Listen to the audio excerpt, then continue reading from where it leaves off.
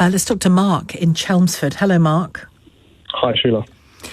You are a former police officer yourself. That's right, yeah. I served in the Met for about 12 years. I left about 6 years ago. And did you leave because of the state of policing or for other reasons? Yeah, the state of policing and how I was treated. I was actually thinking about rejoining recently, and obviously once I heard in regards to recent news articles about the police officers who've been arrested, it actually put me off about rejoining.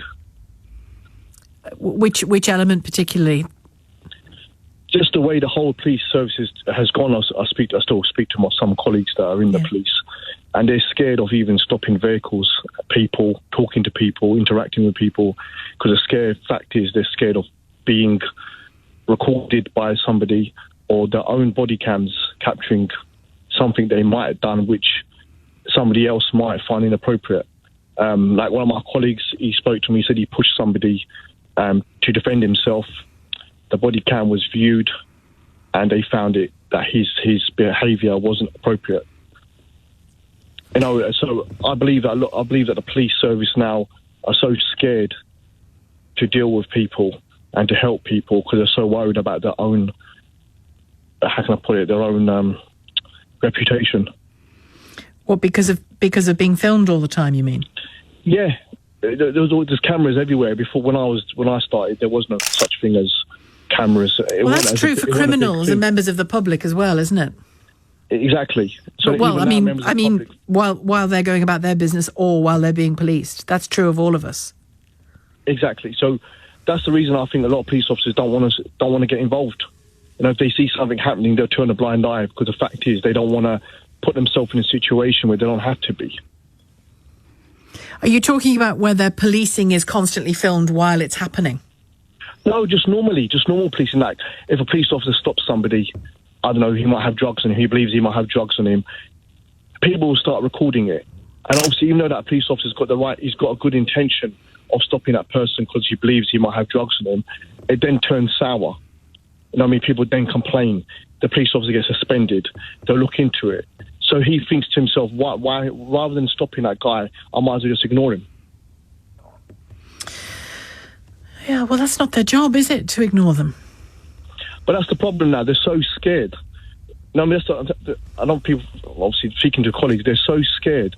They need to pick their own jobs. They've got families, they've got mortgages, they've got expenses. So to protect themselves, they're no longer doing what the old school police officers did, which was going out, looking for crime, stopping cars, stopping people. If they stopped people, it could deter people. But there are ways of stopping people, aren't there? We've seen, it happens every day, and it happens every day without incident. But we've seen examples where it's clearly been done badly. Yeah, I agree. Even in the past, police officers might have stopped somebody, and the way it turned out was incorrect.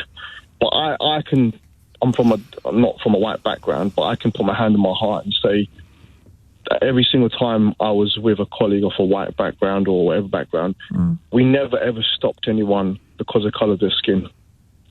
I can put my hand and say a majority of people that I stopped were not from a white background. It didn't mean that I was a racist. It doesn't mean my colleagues are racist. Unfortunately, it was just the area we was in, the crime that was taking place. Unfortunately, the people of non-white backgrounds matched the criteria. And you're determined you won't go back? Yeah, like I said, I was thinking about going back. I applied for it. I started to put the paperwork back in again. And then I just got put off again because of what's happening. It's not going to be the same as when I first joined, going out, stopping cars, stopping people. Like we used to say, emptying pockets. That's what we used to say. That can't happen no more. Those days are finished. And that's the only way you can deter people. When I first started, we'll go out in the buses. We'll go into estates. We'll stop people. We search them on Section 60, and the results that we got from it was amazing. Now you can't do that.